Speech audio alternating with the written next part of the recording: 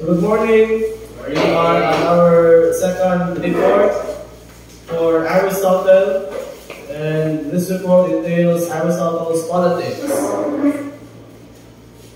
To serve the introduction, Aristotle's politics is a foundational work in political theory. The key concepts such as justice, equality, and citizenship. With its timeless insights and philosophical depth, politics remains a crucial source for anyone interested in the complexities of the political life.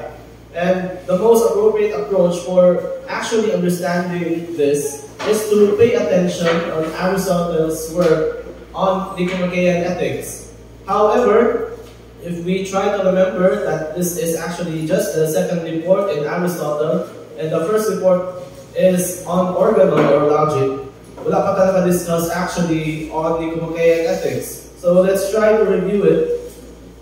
And to start the review, we have that the end of politics is the best of ends, and the main concern of politics is to engender a certain character in the citizens and to make them good and disposed to perform noble actions.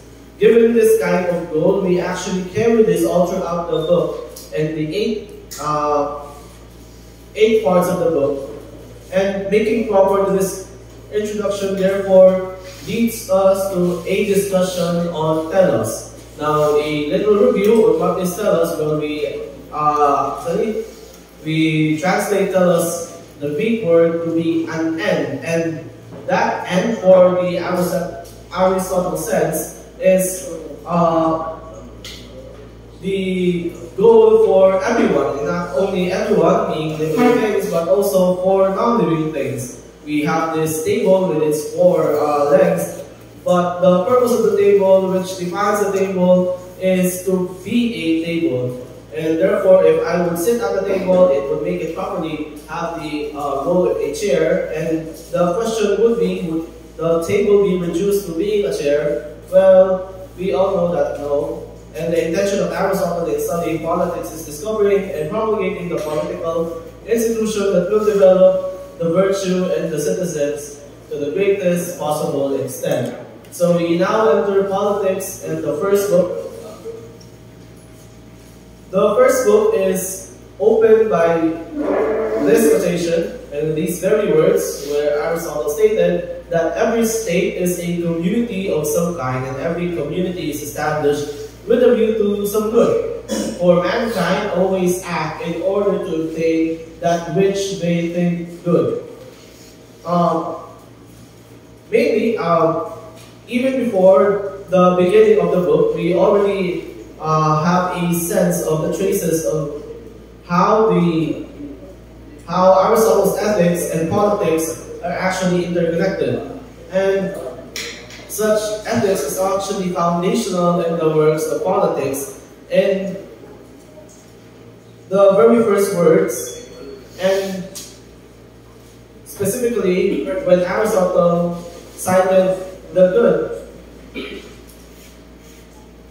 So Aristotle first builds the structure of the city up from the basics. He takes the city as a product of natural process. There is a certain political naturalism that Aristotle points out, certain natural relationship between kinds of humans.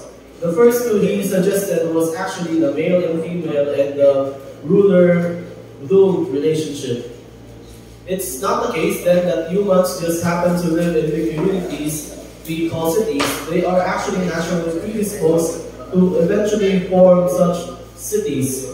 So technically, ang pagka-move na sa usang syudad is a natural process for Aristotle, and such naturalism actually involves our own basic relationships, cited kanina na male and female and ruler-ruled, more so that cities are just a certain and a larger connection and network of relationships. And he who by nature is without state is likely tribeless, lawless, heartless ones. He would then be either a subhuman, superhuman, a beast, or a god. So technically, Aristotle pointed out in the very first part of the book how our very nature is political and social in such terms, by coining that those who are not involved in the state, by nature should be considered tribeless, lawless, heartless, or subhumans, superhumans, beasts, or even a god.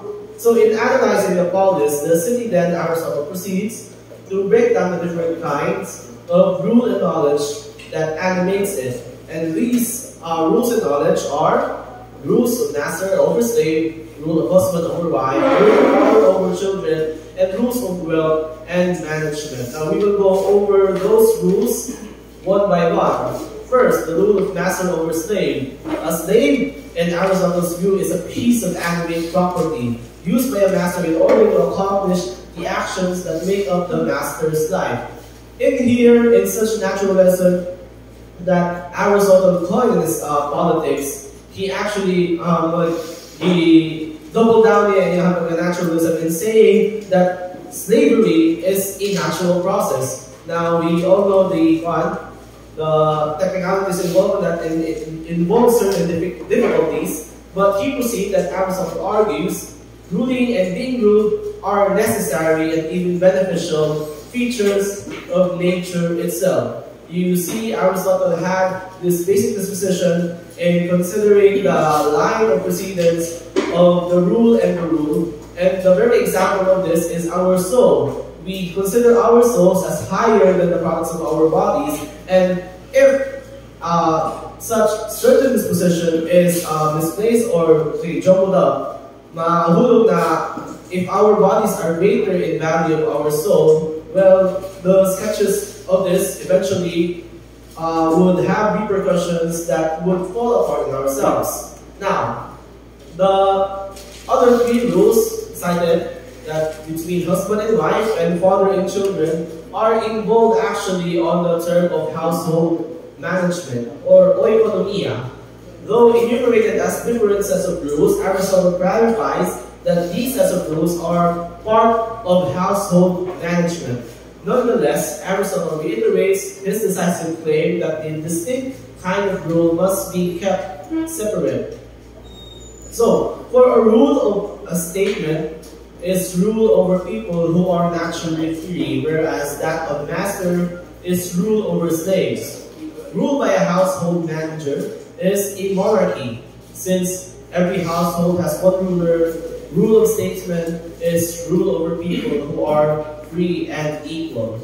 So the rule of husband over wife is akin to the rule of statesman over his people, and while the ruler of father and over children is akin to the rule of king over his people, and these are different kinds of authority with differing degrees of freedom granted to the ruled subjects.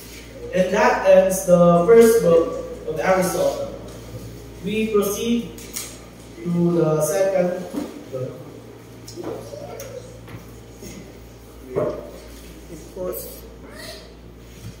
So now we will move on to the book 2 of the Politics of Aristotle, which talks about on the best regimes.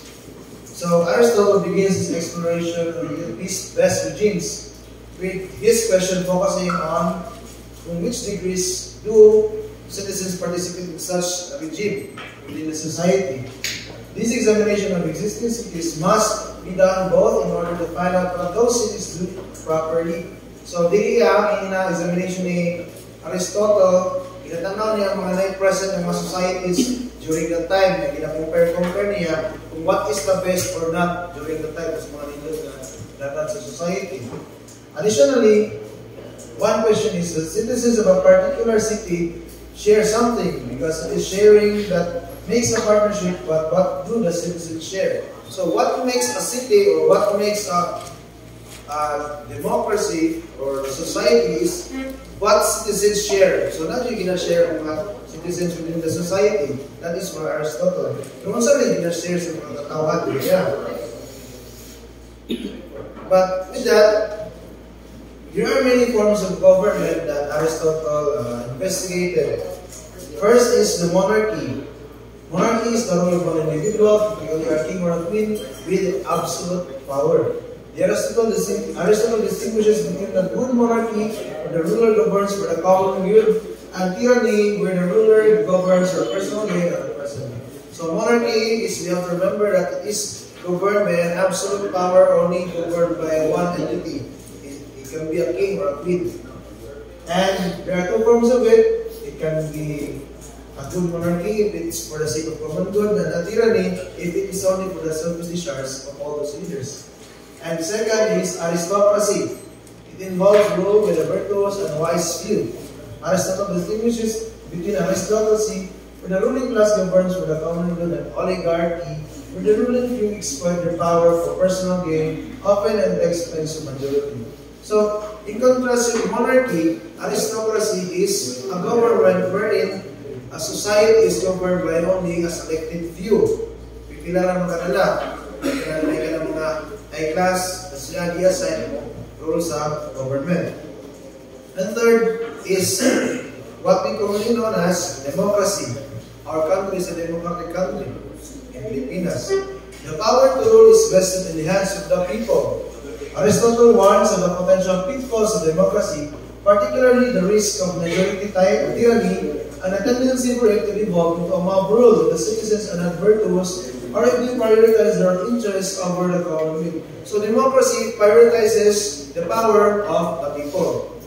It prioritizes the openness ba sa mga tao. Hindi lang mostly due sa mga leaders in the society because it considers the rights of the people. Pero ang problema ko kung majority sa mga tao na noon, hindi sila kapag manage silang mga kaugiling desires, and all na selfish, it can fall into a majority tyranny, which is not good in itself. And next, the last form of government that Aristotle determined is the polity. Polity is described as a mixed form of government, combining the elements of democracy and oligarchy.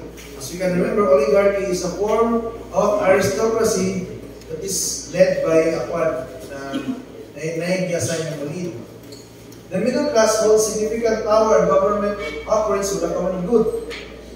However, in the poor or not-dominant government, the polity can evolve into democracy or oligarchy respectively. So, we must always remember that this polity is governed by, or what holds into power are the middle class.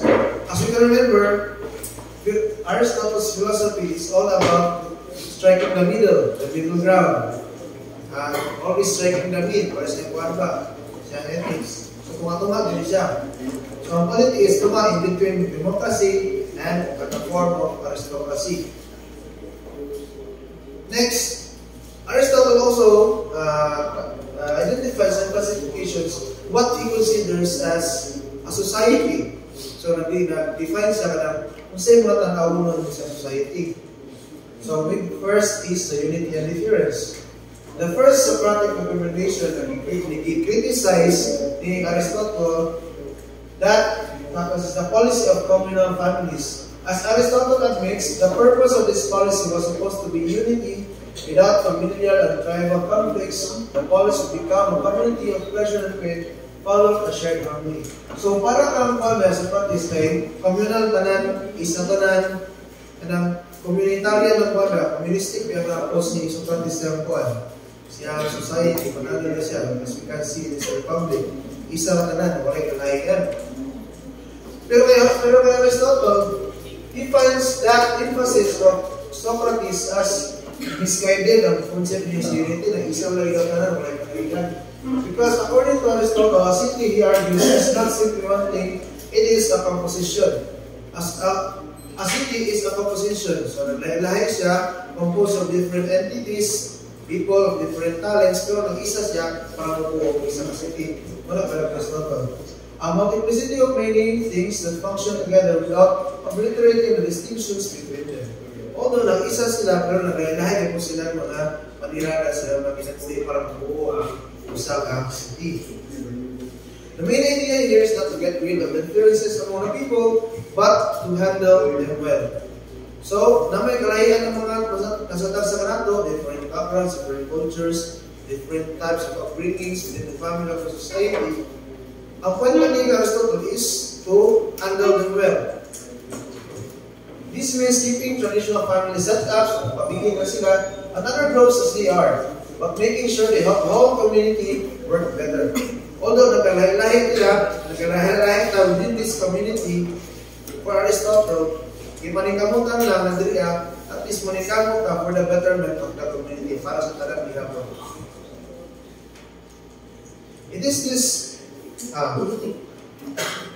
next is the against Socratic communism. Aristotle scrutinized this concept of Socrates regarding communism. Ang ingon niya ikuha sa Republic, o bantay na sa concept ng Plato, kaya di na sa ligan sa idea niya ikuha sa Socrates na komunista sa panahon, isa ka na property or private ownership. After establishing that fundamental critique of Socrates' assumption about unity, which was discussed earlier, Aristotle then launches into a more sustained attack on the communal ownership in general. Ang problema daw ni Socrates daw kay what is in common with the largest number of people receives the least care. Kung sabi ka na mga mas dakok daw na mas ownership sa kanang mga tao, matag-isa sa tuwa siya, manatay ownership tanan, hindi ka sa matagad ko daw, hindi siya matawag na importansya. For example, klasero na to, nagtag-iyak na tanan. So, pwede pa, nagtag-iyak na tanan, para kay Aristotle, di na sa matagad kayo dito. Pero kita karon so wala kayo aesthetic pa ng classroom. Kaya na, kung kita, tag-iyak na natin. Para Aristotle, hindi siya matagad. It is this matter of ownership that most drives Aristotle's criticism of Socrates. For there are two things in particular that cause human beings to love and cherish something, their own and their favorite. And ano kay Aristotle na mas matiman na ito ang mga butang daw, depende sa mga preferences, kinamon kayo mga gusto is kinabuhi ko, kanya-kanya mga desires at mga kalingon. Ano sana? Their own and their favorite, hindi daw, walang bigyan mga common na ginadesire ng mga tao. Isa-isa kita, lalahay ko ta goals sa kinabuhi, lalahay kita panantaw, lalahay kita panantaw. And neither can exist in Socrates' idea. Kaya ang sinti man Socrates, ang communism man, isa daw tanan. So it is very kontra sa thought ni Aristotle. He is against what it takes to be Socrates radical, still thinking of property as you know. With a more moderate approach, you have to consider and note that Aristotle advocates for a moderate, or less striking than him. He could arrive at some kind of mixed system of property. Anak pa siya na, for while property should be in some way communal, at least in general, it should also be private. And so, it is better for property to be private and its use communal. It rather sounds contradictory in its terms. Pero nadagay tag-iayang mo privately, pero gamito na sa communally. Anak ko, magsabon sa B14 or 2 pesos sa B14, privately mo, pagkahan nagagamit, communal gawin. Anak ko, may context. So, moreover, that was his criticism regarding Socrates' communism. Now, Aristotle aims to criticize, look, and investigate in Socrates' concept of elitism. Socrates' mistaken observation with property is ultimately another symptom of his erroneous assumption about unity. There is no need in Aristotle's mind to destroy the entire system of ownership. Chase some idea of unification. Inuno kailangan kubaon tanan. Kailangan walay pa nag-iyak privately matapos sa lahat o nitagyan sa tanan. Ano si Aristotle? The same thing is not one note, but a harmony of many notes. Kung nag-iingon na iwan, mapanunsyo no? Harmony is katak, line note up, pero mag-isa. Ito na siya kinagawa. The city is a composition of many notes. As Aristotle says, it is as if one were to reduce a harmony to a unison or a rhythm to a single beat. But a city-state consists of a multitude, as we said before, and should be unified and made in the community through education. So in the community, if we were to compare the musical piece, kung isa ka kanota tanan, or isa na ka uising, wala isa yung kuhan, o isa dating. Pero, ananaw ni Aristotle sa communities, dahil ang community na ito, like uising, like manirada, like kanada, Pero kung ibuwan mo siya into single piece, nindot ni siya ganang resulta. And para kay Aristotle, para may tamo daw ni, a unified harmony sa societies, kailangan is mag-educate. Magtuon yun, education. And also, Aristotle acknowledges that Socrates taught much of education. Mag-story mo si Socrates about education, no? But complains that this meant only the education of the elite guardians. Because, as we can remember, katiking sa Republic, itong 3 levels of sa mga tao na sa society ni Plato, na nato mga workers ba to, the guardians, itong mga philosopher king. So, makita ng distinction nito na ang education is dito na ma-focus sa mga guardians. So, para kay Socrates po, kung yung education ay para sa mga elite, para sa mga guardians, pinili sa tanan. And by ignoring broader habits, philosophy, and laws, Socrates left out the vast majority of the city as a diverse city.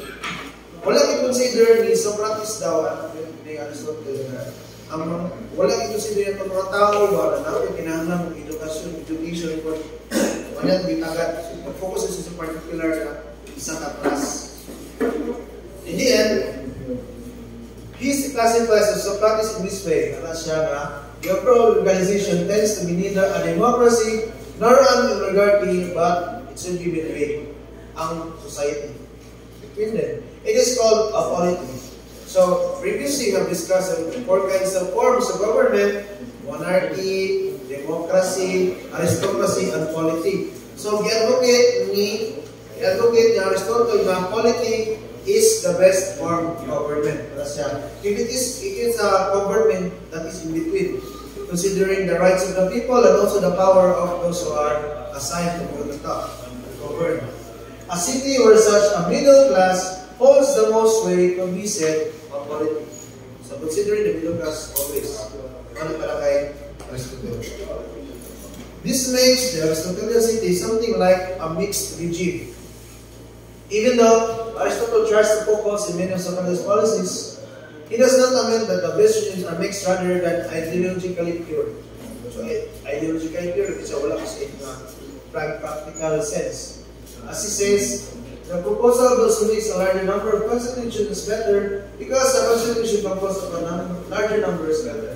So, mas nindot yung constitution kung mas dako siya, composed of many notes, and can create a simple harmony. And that will end my presentation.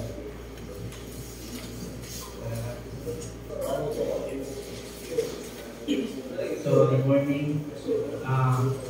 Let's continue to the discussion of Aristotle about politics. So, in his book Politics, especially in book 3, he discussed about the citizens and the kinds of constitutions sa city-state. In the book 3 of Politics, Aristotle takes different approach in analyzing the city, emphasizing now the agents that makes up the city. So, kaganina kay sa earlier discussion sa the politics, kay nag-discuss sa mga kanang general themes sa city. But now, in the book 3, Aristotle discussed about the agents within small agents within the society. So he discussed now the citizens. So in the idea of Aristotle, citizens is not about the traditional notion of it na about that citizen by birth or by papers. But for Aristotle, he focused more on unqualified citizens. So this kind of citizens is not someone who lacks on skills, but rather whose status is complete and unrestricted. So this means that he, by neglecting the traditional notions of citizens na by papers lang o by birth, he now focused on the people na unrestricted or kanang naay enough freedom or time sa ilang kanang dili sila, wala sila na constraint ba.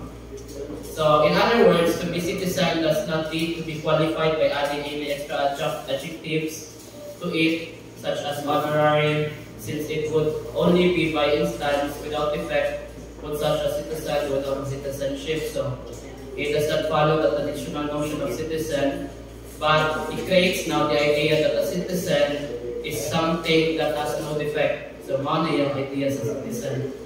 So, what is this unqualified citizen? Unqualified citizen is defined by nothing else, not by birth or by papers, but it is other than by his participation in judgment and office. So this will simply mean that citizens involves active participation in discussion about laws and judgment kanang mga trabaho sa government.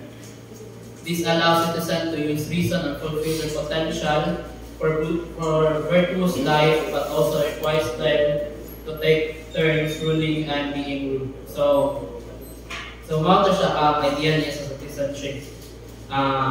Neglecting the traditional notion, but now creating the idea that citizens should be unrestricted, no defects, and people should be called citizens by only his participation in judgment and office in the government.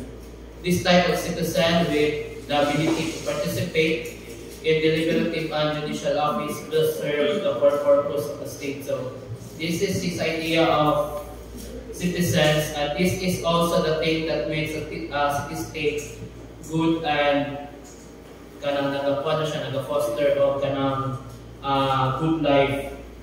So other than the discussion of citizen, he also stated that the core of the state is the constitution, and this constitution is not necessarily as written documents, but it must be a consistent form of political organization. So, ano siya, niya. What is on the society is the kanang people, and also it's kanang naapoy kanang constitution niya. Mao niya ang constitution, mao niya nag-define sa society. So, other than understanding what kanang usa ng citizen, ni dwell deeper pa siya into the idea of the dichotomy between the good person and good citizen. So according to Aristotle, good citizen and good person are actually different things. Good citizen hinges on upholding existing constitution, even if the constitution conflicts with broader ethical principles. So this situations like this, kung ang mga taong matawag na good citizen if they follow the law of the government. So tahay ka nang mag-follow sila of one-child policy. So kung ma-follow ng one-child policy, he becomes good citizen. Other than that, good person is someone who follows the fundamental ethical principle. So sa example na ako ganina, katong nag-follow o kanang one-child policy, makato siya makapahimo siya good citizen. But somehow kung ang iyang asawa or ilang silang tuwa ang minyo, nakabuhat sila nabuntis na puntong asawa o ikaduha, kanya iyan pag ipa-abort, nakuan karon na deny karon ang pagka-iyahang pagka-good person. So, mao to siya dichotomy between good citizen and good person. So, moreover, good citizens acts in the idea of political rule rather than the idea of mastering. So, this would mean that the citizen must have the knowledge and ability both to be ruled and to rule. And in doing so, one needs practical wisdom or pronosis when acting as ruler and true opinion when being ruled. So according to Aristotle, a good citizen does not only follow the laws for the government, but also a good citizen acts as being a good person na gina-rule o a person nga in the future to rule the community. So mao ni siya ang idea niya karon. So it must a good citizen must follow the law, and also he must have the idea na in one time he will be ruled and the other he will be ruling the society. In addition to his qualifications of being a good citizen, Aristotle argues that not all who lives in the city would be counted as a citizen. So, in his idea about kanang matawag kang citizen, dili tanan na nagpuyo sa society matawag og citizen.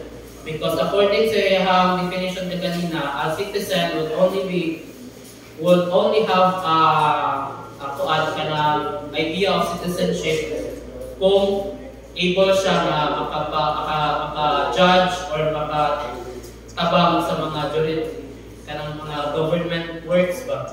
So he excludes slaves because slaves have lacked deliberative reason. So he excludes slaves because wala sila kayo kusog ka ng maayong rason.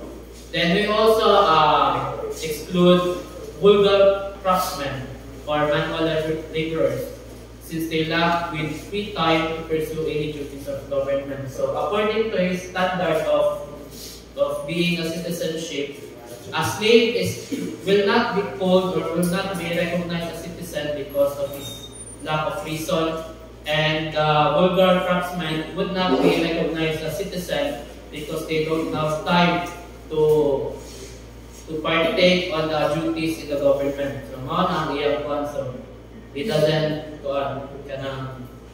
recognize these two category or sections of people na citizen. The best city-state will only confer citizen to those who are free individuals. So, citizenship are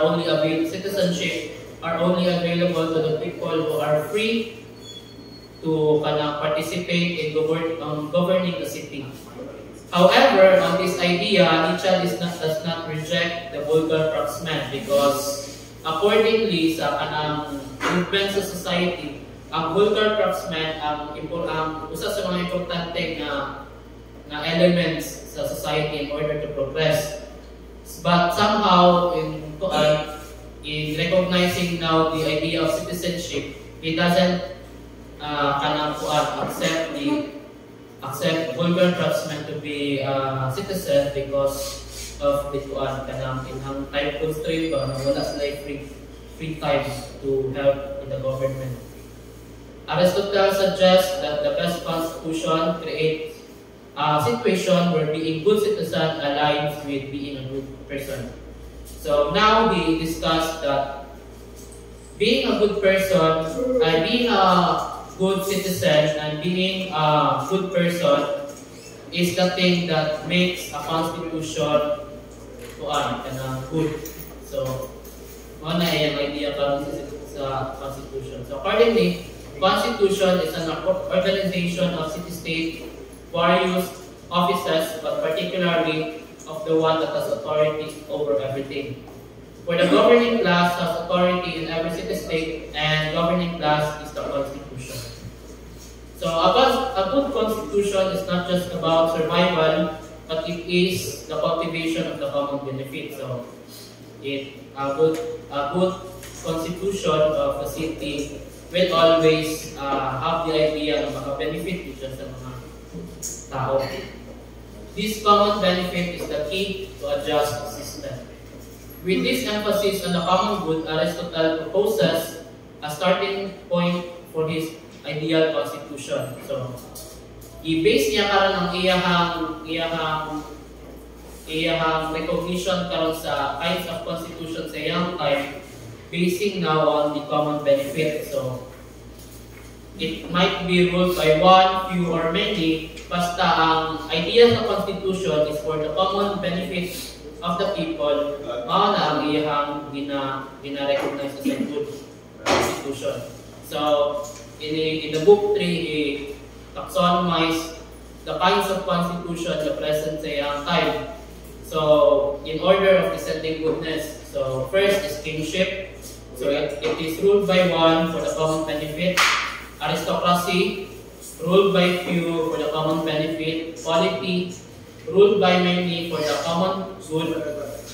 Then, now, democracy is ruled by many for the benefit of the rulers. Oligarchy, ruled by few for the benefit of rulers. And tyranny, ruled by one for the benefit of the ruler. So these are the kuan guide. Kuan niyan is i-gather niya tanan iyahang na observe in every city kung saan na constitution ang better na i-kuan sa city. So the city's purpose goes beyond mere survival. Instead, it is about living well. This attainment requires political values, especially justice. And in dealing about justice, accordingly, mali daw ang notion of justice nga kanang in a simplistic view of equality na-miss na niya karon ang city's point of achieving political virtue and through political communities. That is why for him, those people who contributed most his virtue deserves a larger share in the state, even if they are not the wealthiest or few. So, accordingly, the idea of justice depends on how much more does the person or does the citizen gives in the city. So, the more mas takong tabang sa city, the more the benefits ang madawat nimo. So that's the justice na natawag ni idea and so on. So true aristocracy values political virtue over other forms of equality. This would mean that the science of statesmanship can properly define justice as a common benefit and a political good. So he discussed now that aristocracy ruled by few for the benefit of the good is a kind of constitution na kanang good to kanang gamiton. So kingship, on the other hand, rules for the common good, but this idea of leadership is rare to achieve because a person that really thinks for the common benefit is kanang accordingly kanang lisod pangitaon. So para sa iya the best constitution now, basing on the idea that a good constitution is for the common benefit, iyahan ng best nga constitution in this matter is the constitution, kind of constitution nga aristocracy, because the few rulers for the common benefit is kanang dili kay siya ideal nga pwede siya dali siya makabot. It is the reality that written laws cannot guarantee justice, and so also that good rulers can be corrupted. So therefore, a system with strong laws and rulers who follow them is best, and that aristocracy is safer than kingship. So that's why he said that aristocracy is better than kingship, since it is harder to corrupt a number of people than it is to corrupt just one. So, comparing the kingship and aristocracy, Aristotle now goes on pointing out aristocracy is a best constitution for a city-state.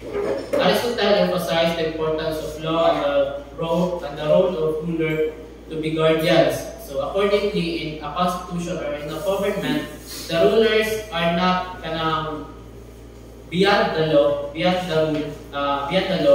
but only a guardians of the law.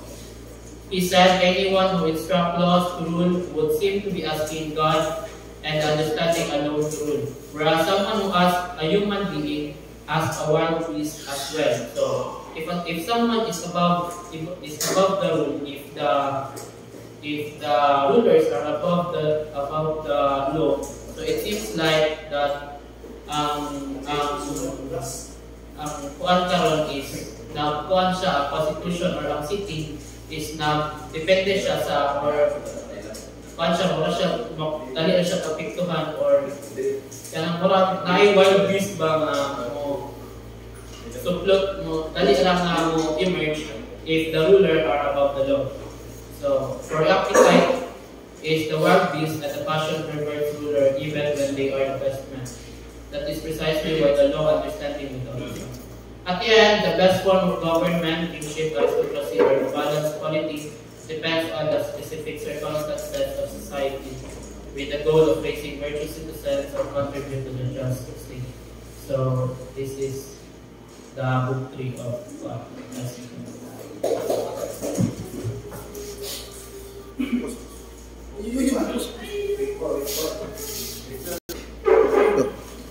So, good morning once again. So, this is the continuation of the politics of Aristotle. We are now in week 1, 2, and 3. So, we are now in week 4 on the best constitution. So, the method of political science. Book 3 ended with a promise of further discussion of the best kind of constitution. So, ngayon so i-discuss din ko ni Gunnar na what is best constitution in this part, which is the aristocracy. Now, Aristotle offered questions in viewing such political life in 3 angles. So, in this book 4, naghatag siya 3 questions which iyang answer in this part. So, first is, what is the best constitution? Then, the second one, what is the most appropriate constitution given certain circumstances? And the third, what is the best constitution given certain assumptions we hold going on? So next, with that, Aristotle reiterates this declaration to remind us why he thinks his approach differ from that of Plato and Socrates. So he says, for one should not study only what is best, but also what is possible, and similarly what is easier and more attainable by all. So it means na because about Aristotle na it is not only studying what is best constitution, but also what is possible and what is simple or easier na ma-acquire sa tanan. So he also adds, what should be done is to introduce the sort of organization that people will be easily persuaded to accept and to be able to participate in, as it is no less the task to reform the constitution than to establish one initially, just as it is no less a task to correct what we have learned than to learn it in the first place. So next, after this methodological reminder, Aristotle turns back to his taxonomy, which is katong pinapasabot niya atong the kingship, the aristocracy, the oligarchy, and etc. Not only kinds of constitution, but also of the sub-varieties of each kind. So here reminds the sub-varieties of the constitution. So why 9 sub-varieties? This variety, he suggests, arise because cities are composites made of many parts. So within the city, dili lang nag-focus sa usa ka variety. It is because nagkalain-lain man na sa society. Then, and so there are many varieties of civic organization as there are combination of parts.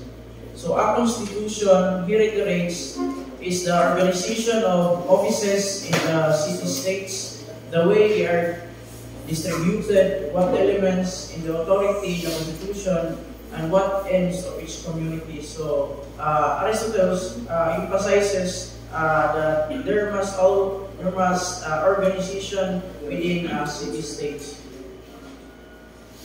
The next step, he says, is to explore the subtypes of democracy, or the effective polity and oligarchy. So here, he trying to emerge the democracy and the oligarchy, which for him it is a good constitution. So democracy, in short, of course, when the free and poor hold in political authority. So we already know what is democracy is. And the oligarchy, meanwhile, arises with the rich and usual well-born few attain authority. So sa gingon paningong kay na oligarchy is mo ni siya ang mix ang oligarchy is kanang most tanan nag-govern na ni kay atong mga kortahan o mga well-born. So on the other hand, Aristotle also notes the 5 kinds of democracy. So the universal equality, equality based on property assessment, equality based birthright, equality based on citizenship, and last one is the democracy by decree. In the other part, there are also the 4 kinds of oligarchy. First is all the rich participate in offices. The rich elect those who will participate in offices, hereditary oligarchy, and dynasty. So, kung atong makumpara ang oligarchy is most of it is katong mga rich people. Then, the general spectrum Aristotle is sketching out for us here in this. The 2 poles are the authority of law and the authority of the people. So first, the more time and opportunity people have to participate, the more the authority of the people can be actualized. So, kaning sentence, may emphasize ni sa sunod ng report, especially in the report of Magdo, the book 6. Then, the less time of opportunity people have to participate, the more their authority of the law will have to exercise. So, the polity. So, Aristotle next shifts to the confusing name polity, which means nga atong pinapasabot ni Copley na mo yung atong mixed government. And it is the healthy mean between democracy and aristocracy. So, polity is a mixed one of government, which is mo nag-emphasize ni Aristotle na the democracy and the oligarchy is kanang merge, but not all kanang umaagi sa oligarchy or sa democracy na i-acquire, because there are some area na maka-distract sa society. So this reference to aristocracy gives Aristotle a chance to remind us why it's probably the best constitution. It involves election of political office by merit. So polity too is a kind of mixture of democracy and oligarchy. So sige mo na. Though it doesn't measure its ingredients of quite as effective as aristocracy does. To clarify, Aristotle writes polity, to put it simply, is a mixture of oligarchy and democracy. It is customary, however, to call those mixtures that lean toward democracy qualities and those that lean more towards oligarchy aristocracies. Because education and good birth more commonly accompany those who are richer. So, yan, di ba, sa book 2 na tatuloy ni or kapiling on education, which inatagaan o bilin ni Aristotle. So, as a mixture then, the constitution of the polity aims for forms of legislation organization. So this mixed government, Aristotle aims to have the organization, so yung organization legislation that takes the best both democracy and oligarchy. So for example, a polity pays the poor during doing jury duty like democracy and fines the rich for refusing to do so. So within ay concession, so the jury and ano kung poor kay kanang bayaran. Then kato kung naay itong portahan which is dili na sila magbayad. So then the second one, equality allows officials to be elected without regards for property assessment. So within kanang may election, so dili na magbase sabay kaya sa tao, but kanang iyang kakayahan. So now the middle, so mo ni emphasize again na sa report ko ni Golding Aristotle focus best constitution, which is in the middle. So after all this, Aristotle poses this question again: what is the best constitution the most people could live in? Suma daw ang pinaka-best constitution na sa mga. So the goal here is not an ideal or utopia or an extreme of any kind. So ako pinagingon yung sugod lang na wala lang tayo nakita kung sa the best, but a constitution which is simpler and ma-acquire sa tanan. So rather, the emphasis is on the mean, the average, and the middle. So here refers back to his associations of virtue with the middle and ethics. If a happy life is the one that expresses virtue and is without impediments, and virtue is a mean, then the middle life, the mean that is sort of person can achieve must be best. So next, if much of politics devolves into class welfare between the rich and poor, the best strategy might be to focus on the middle class. Then the problem with being too rich is that it leads the vice versa to arrogance. So kung ang kuwan daw, kung sa government is sobraan ng pagka-rich, is there's a tendency na mag-lead is arrogance. Then it contains a tendency towards mastery. Then being too poor, well, so another hand, being too poor leads to vice through malice. This is like a tendency towards slavery. But the middle class, but the middle class is the best position to be obedient to reason, can be balanced out to the two extremes, which is musunod sa laws, and so it should serve as a solid core of the police. So that's all in my part.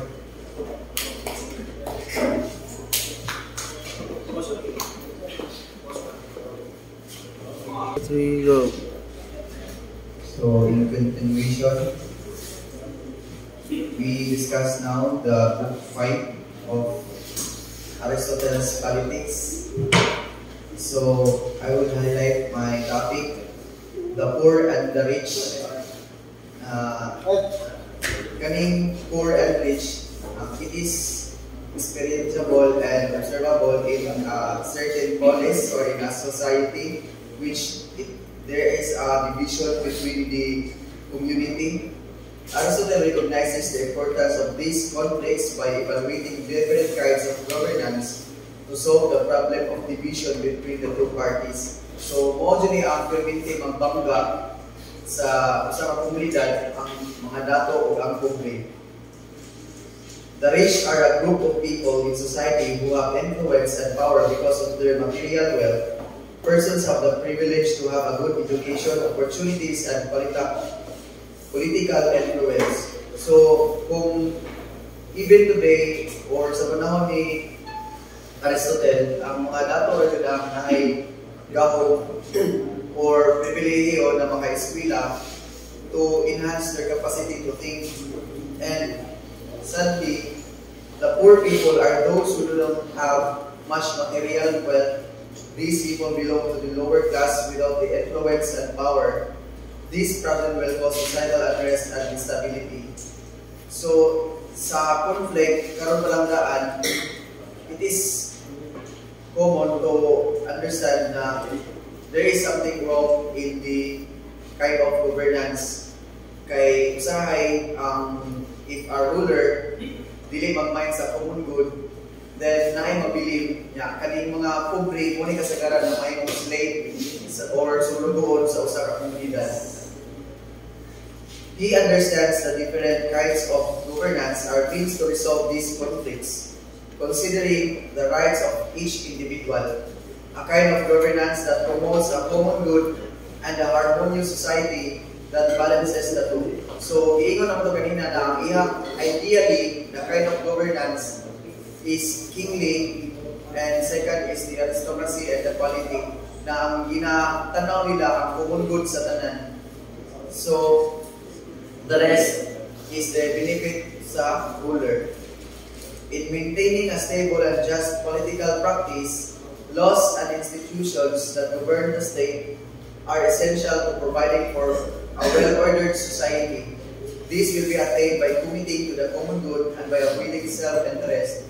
So, sa book 1, i-discuss dito na we have this desire of what is good. So, kung ilailahin na to, natay relativistic na paglantaw sa what is good. So, ang usa ka komunidad, maghatag yung dapat og ako ang goal or balaod para naay rights of individual na dili na ito mapanggawa. Preserving the Constitution involves ensuring that the principle of justice, equality, and the rule of law are upheld. So sa iyang Nicomachean Ethics, na siya i-provide na upat ka klase sa justice, which is diri nagkuha ng mga balaod sa usa ka society. Ang general justice, rectificatory justice, distributive justice, or particular justice.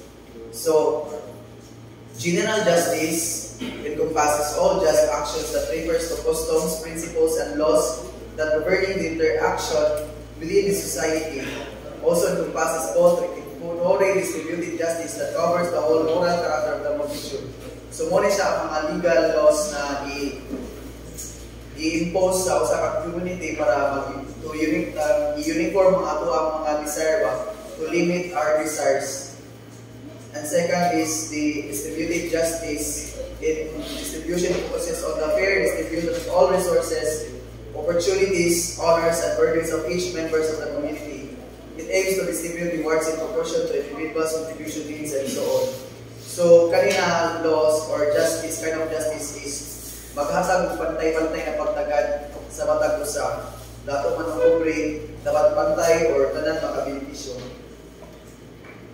Rectificatory or justice in rectification deals with correcting wrongdoings or any injustices within the society made by a person or a group of people. This involves making amends for harm done or the negative effects of the certain actions, again through punishment that restore fairness and balance. So, kani siya na balaod or justice if someone nakasalak sa inyuha niya, ilabag siya sa balaod niya, nakapikto siya sa harmony sa society. So, kinahanglan siya i-undergo punishment, kind of lesson or parusa sa iyang gibuhat. Ikatulog, ang ikaw kay particular justice deals with giving what is due to others by respecting one's right in any transaction and relationships. It focuses on a particular situation such as contracts, exchanges, and interactions between individuals that involve fairness or injustices. So, kanang siya na justice is just kanang hindi siya sa dako, hindi isa na siya sa interaction between a person to another person, respecting their dignity and rights sa ilang interactions and relationships. So, Aristotle also addresses the need for education in upholding the Constitution, emphasizing that a good political system depends on having citizens who are morally and politically literate. The state can be protected its institution by attacks from both the inside and the outside by developing its citizens a sense of civic duty and moral conduct. So sa iyang Nicomachean Ethics, virtue din niya kinahanglan niya. In order to have this kind of virtue, then we need to educate ourselves through experiencing what is right. So practice, right practice in order for us to have a good virtue. So kingships and tyrannies. It is clear as a result that just person will be both lawful and equal. The just, therefore, is what is lawful and what is equal. The unjust is what is unlawful and what is unequal. So, sa matubol, the tyrant governs just for his person gain and satisfaction. Therefore, the ideal type of regime is a monarchy, which is the rule of the best man over everyone else. The worst type of regime is a tyranny, which is simply the control of a master over a system in which everyone is slave. In fact, tyranny is actually no regime at all. So, ang iyang point will be emphasized kay kaning kingship and tyranny, which is kung ingon tag kingship, ang iyang unang-unang is something his members or ang mga membro sa iyang pagdumala, which is the tyranny is iyang ginuna, iyang pagalingon, iyang selfish desires. So, in summary, monarchy is a selfish kind of rulership which other-centered, while tyranny is a selfish kind of governorship, which is egocentric, focuses on the benefit of the ruler. So, political justice, according to Aristotle, refers to the rulers and regulations governing the structure and operation of the political community or the state with the goal of achieving the common good and fostering human flourishing. So, kind of governance nandun naging-hatag ni Aristotle is to think the common good of the people, to have this kind of harmonious and ordered society.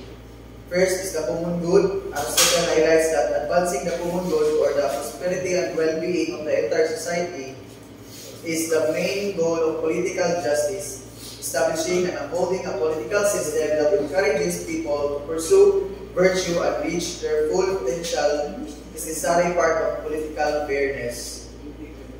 So, lastly, second is the distribution of power and resources.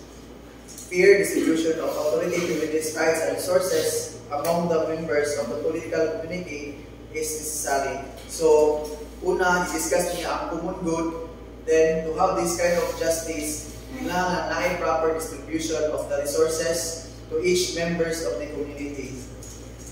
Third is the role of law and constitutional government. Aristotle argues that fundamental elements of political justice include the rule of law and constitutional government. He contends that just and equitable laws should serve as the foundation for political institutions, and that the use of political authority should adhere to long-standing constitutional norms and ideas. So, una, i-present na niya ang rich and poor, then in order to go back to the middle para i-balance ang duha, nasa yung itikwa na constitution, which is kind of governance must ensure the common good of the people, then dili lang self-benefits, then the proper distribution of resources, and first must think the common good of the people. So, moto ang iyang unod sa iyang book 5, then I will call on Macdo for the book 6.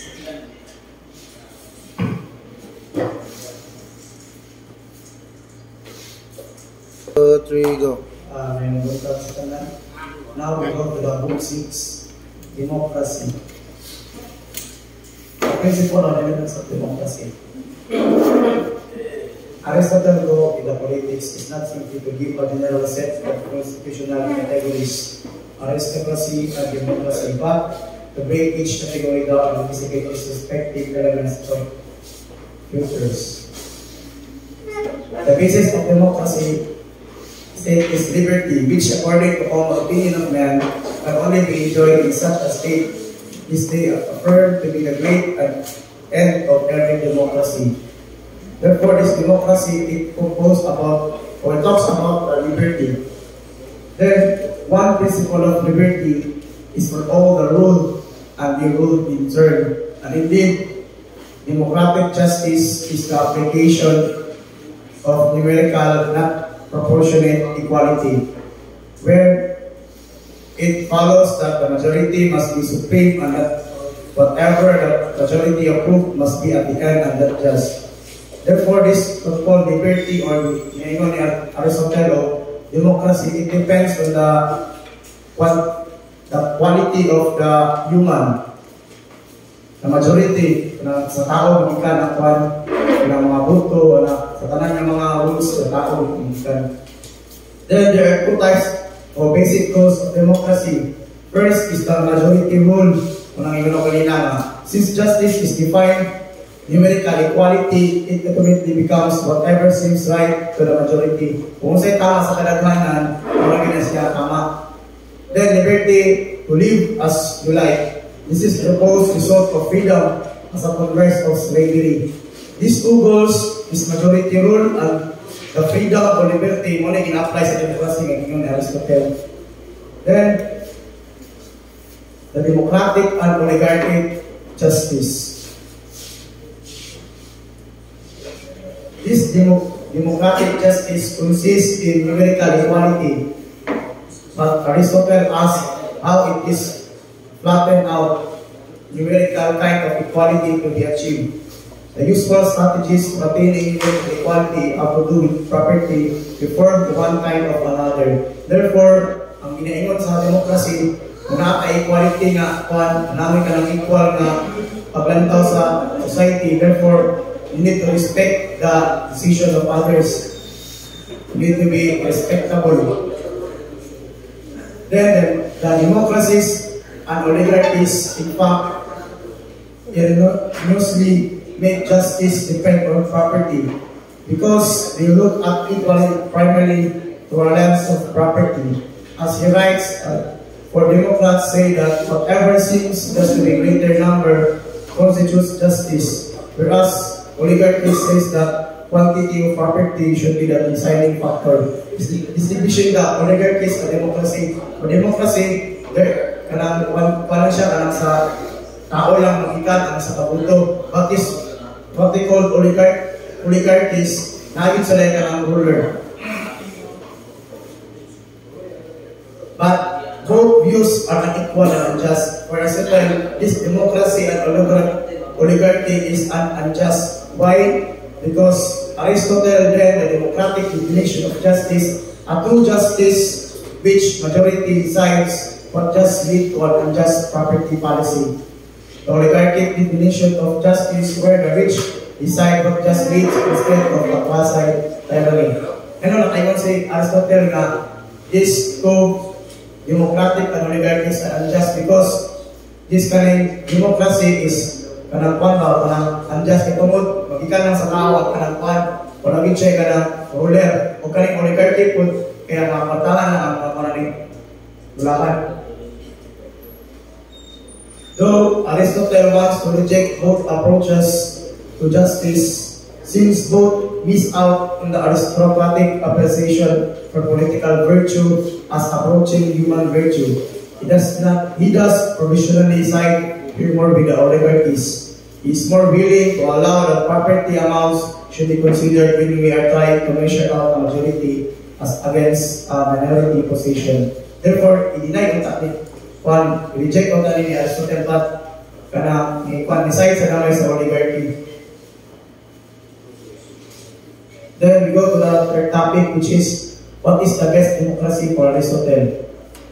He ranks such citizens in descending order: the farmers, herdsmen, or all other regulars. But for him, the first should be the farmers. Why? Because even though farmers don't have much leisure for political engagement, they do have a kind of virtue to their pursuit.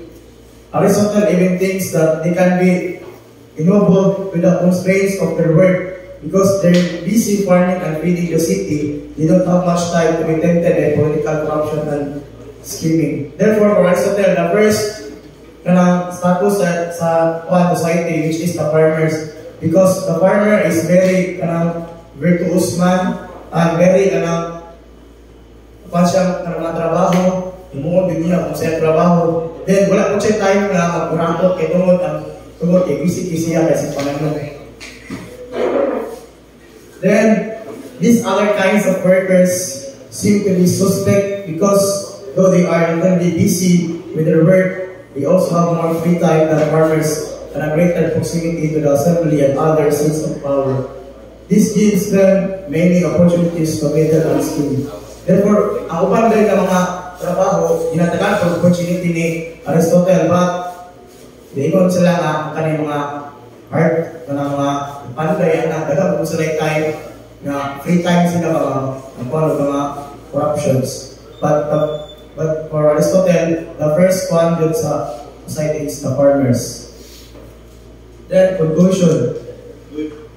The purpose of establishing democracies thus is to always exclude the worst multitude.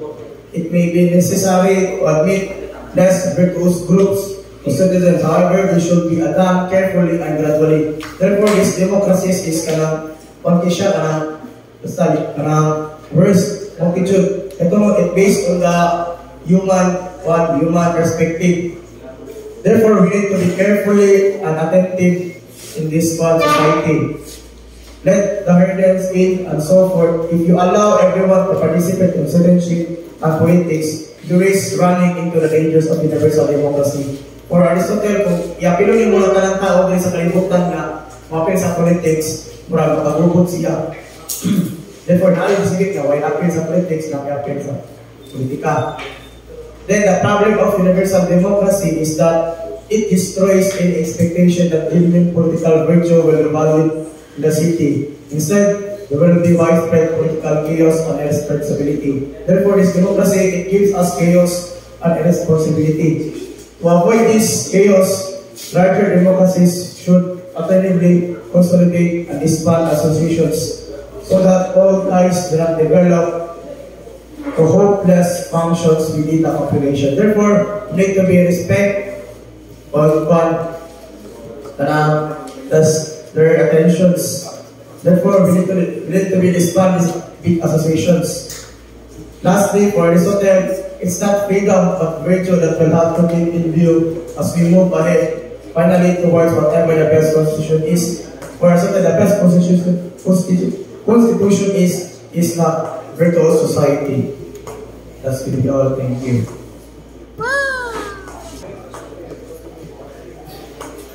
So the book 7 of politics starts off into determining what is the best constitution really is. So Aristotle tells us that the first have to agree on what most worthy life is for everyone. Only then will we be able to see which constitution creates the circumstances for such a choice-worthy life to occur. So technically the question in here is what is the most choice-worthy life? In his analysis, Aristotle proceeds to break down the different kinds of rule and knowledge that animates its life. He identified these goods to make us happy: external goods, goods of the body, and the goods of the soul. Though most people would agree that all of these goods which can make us happy in one way or another, it's tougher to come up with an agreement that the correct quantity and proportion of these goods would be. However, Aristotle has his own hierarchy in mind. Considering all those goods, for him, the goods of the soul are worth more than the goods of the body, which are in turn worth more than external goods. In this regards, material possession, although it creates or presumably a happy life, the possession more often by those who are cultivated by the characters and minds of excessive degree, but have been moderate in their acquisition of external goods. In this sense, happiness then is to be sought through neither material possession nor bodily pleasures, but through the goods of the soul. The goods of the soul are those of virtue, practical wisdom, and the actualization of good. The pursuit of material and bodily goods is always limited by their finitude, but the good of the soul is without limit. See, for him, Aristotle, the goods of the soul are worth more than the goods of the body, which are in turn worth more than the external goods. With this regard, Aristotle adds that what is true about individual happiness is also true about the happiness of the whole city. And so we have the conception that what is the most choice-worthy life is that is considered upon the basic structures of the goods and what are the priorities that we have set upon those goods. And more so, that the structure of that happy life or the good life or the choice-worthy life is the same in priority to the whole city. Now, the political life, there needs to be a choice between the political life or the philosophical life. It will seem that the life of political engagement and a life of contemplation would be candidates for the best kind of life here. See if Aristotle has so far set up what the aim of life is happiness, and how to get these virtues. We might still ask which kind of virtuous life is most effective in attaining it. In this sense, we see that the political life itself and the philosophical life has its ends and has its good in its own. However, the life of the statesman is certainly plagued by more dangers. In this sense, the main danger of the political life is the temptation to fall away from the rule and back into mastery.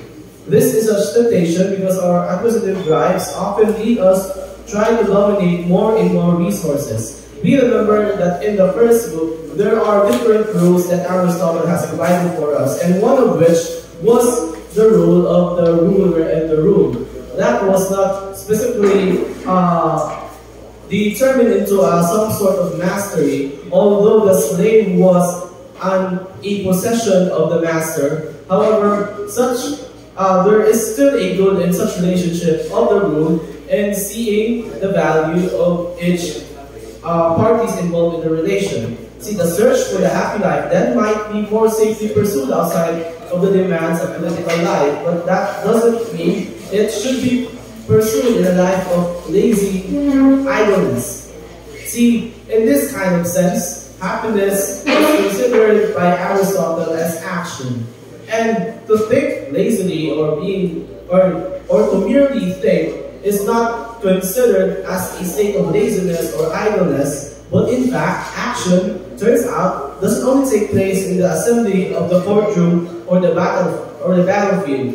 In this sense, thinking can be a kind of action too. It is in thought as eternal action that the happy life is action is more likely to be found. Free of the temptations to dominate, the philosopher might have the best chance of drawing closer to something like the divine kind of life. And such kind of life is actually mentioned as contemplation. Now, we consider the conditions for the best city.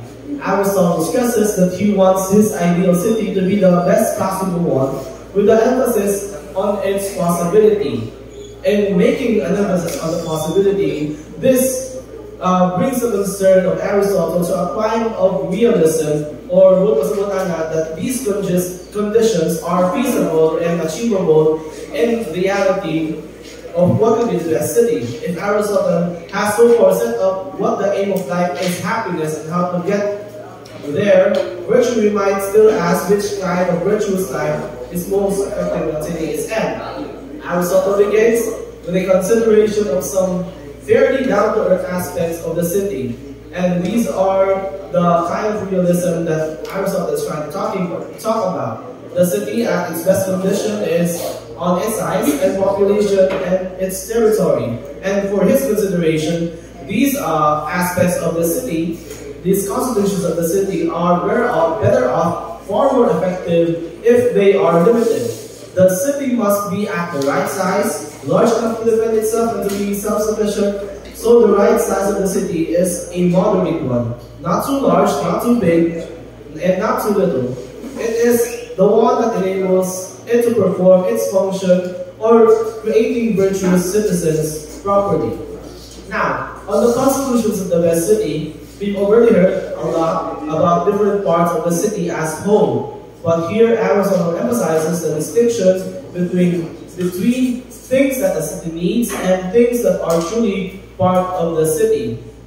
In this sense, what are truly part of the city, properly speaking, is those considered as its citizens. Properly speaking, a city is made up only of citizens, not of its property that goes for human property as well. Property is not a part of a city-state. Among the parts of property are many living things, but the city-state is a community of similar people aiming at the best life. In this sense, the happiness of the city can be attained only if all its parts are happy and only if all its citizens are good.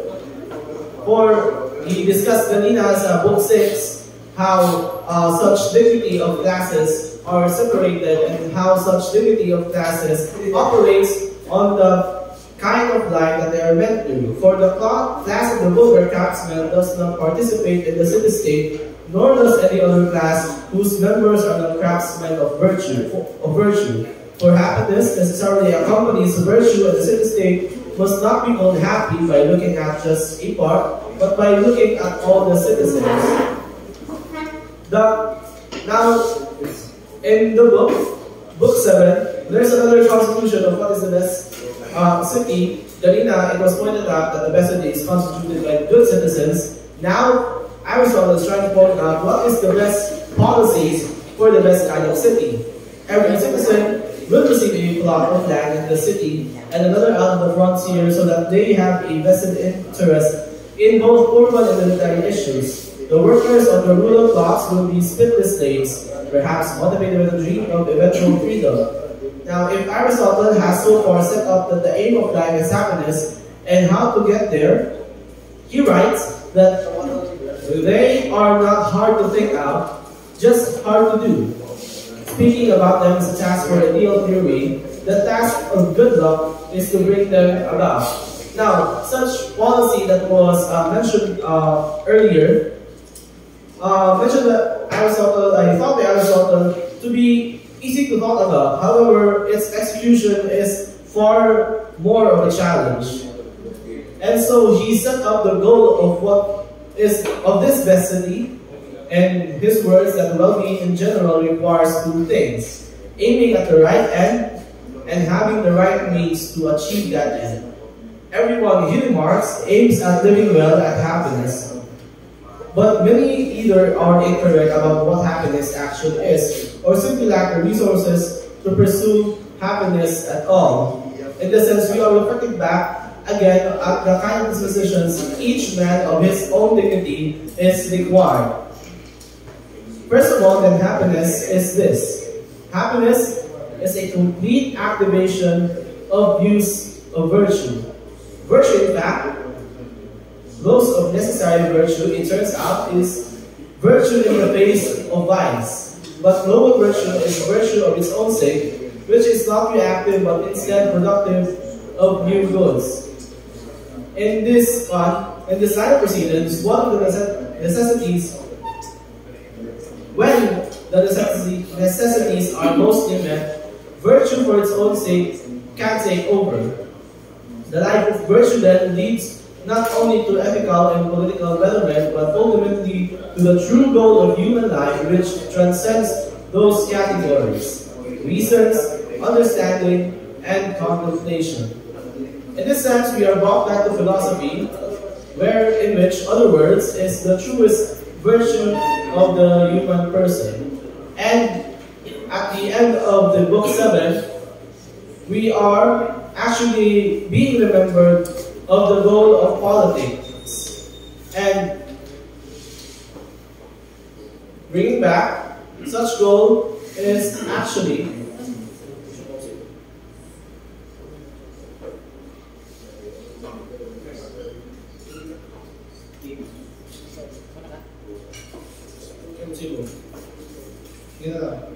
such goal is actually on bringing out what is the good, in constituting first what is the good, and in bringing out what is the good for all of its citizens.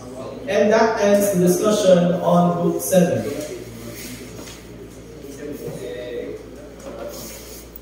Also,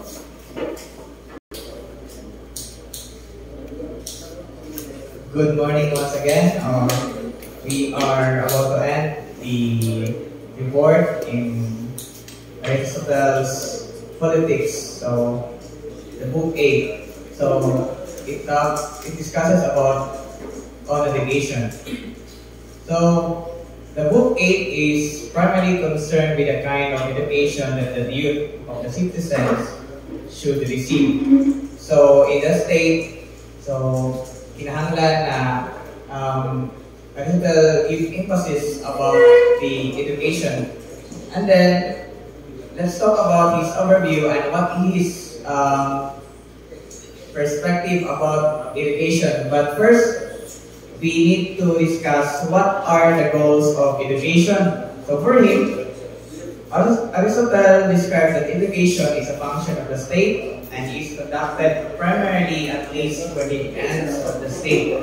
So the state as the highest social institution which secures the highest goal of or happiness of man. So we know that Aristotle is unanimoustic in his character, but he's concerned that education must be attain the highest goal or the happiness of man. So education for him is preparation for some worthy activity. Education should be guided by the station to make it correspond with the result of psychological analysis and follow the gradual development of the body and mental faculties. So Aristotle emphasized that the state, guided by legislation, should rule sila ang bahala sa education, particularly sa youth. So Aristotle argues that it is manifest education should be one and the same for all, and that it should be public. And he added that neither must be supposed that any one of the citizens belongs to himself, for they all belong to the state and are each them part of the state, and the care of each part is inseparable from the care of the whole. So Aristotle reacted from this statement. So Aristotle reacted po sa kanakuhan sa Athenian educational system. So nakita mo siya something na hierarchical. So in the context of ancient Greece, education was attained through a private tutor and was primarily for males and non-slaves. So Aristotle believed that education is essential for the progress of society. And for the progress of society, it should not be privatized and open for all. So, hence, Aristotle argues that education is not privilege but a right and must be accessible to all.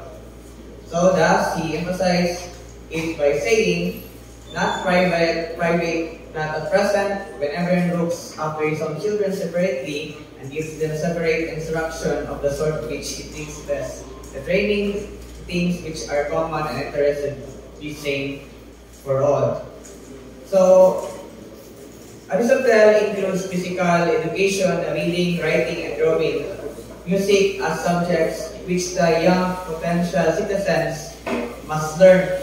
So, he emphasized that on education, so there must be a physical education because he believes that during this context and the Athenian time is the Spartans and the male is something higher and it must be trained for war, and reading, writing, drawing, and music as subjects which the young potential citizens must learn. So, makabatay ta na he gives emphasis to music education. So, Aristotle didn't compose music, but in the politics briefly discusses the effects of different modes, scales on character. He gave emphasis because melodies themselves do contain imitation of character. So one must learn music because it helps the young ones or the students to understand order, their emotions, because flow of melody and rhythm is a metaphor for emotional flux. So we give emphasis on music because for the emotional flux of every young student. And then he believed that music is an important aspect of education, and so music to cultivate moral character, and believed that it could influence emotions and behavior. So, however, Aristotle sets an aim of his education, signifying that it is not productive or theoretical knowledge. Instead, it is meant to teach the young potential citizens practical knowledge. Then, this practical knowledge is a kind of knowledge that each of them will need to fulfill his telos and perform his duties as a citizen. And Aristotle understands the proper aim of politics is enable citizens to live the best kind of life. In order to live such kind of life, a person must be virtuous. So, in order to be a virtuous, so it must be done habitually by doing good, and it makes perfect sense that Aristotle says in the book 8 that the main concern of education is to cultivate the power of forming right judgments and taking delight in good disposition and admirable actions. So that would be all on education. Thank you.